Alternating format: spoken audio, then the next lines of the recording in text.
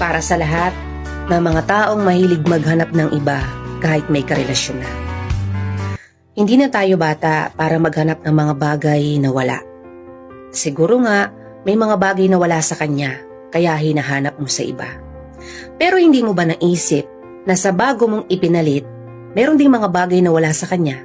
Patuloy mo na lang bang hahanapin yung mga bagay na wala? Bakit hindi ka na lang kaya makontento sa kung anong meron ka? Baka isang araw, sa kakahanap mo sa mga bagay na wala, ikaw yung tuluyang mawalan. Tumandang mag-isa dahil nasasabik ka lang naman sa umpisa.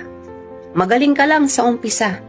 Sa umpisa kung saan nandun pa yung kilig, wala pang problema at wala pang hindi pagkakaunawaan. Huwag ka masyadong mapaglaro pagdating sa pag-ibig. Huwag pairalin yung damdamin na sa una lang lahat gagawin. Matuto tayong pahalaga ng mga taong tunay na nagpapahalaga at nagmamahal sa atin. Huwag kang pumasok sa isang relasyon kung hanggang simula lang ang alam mo.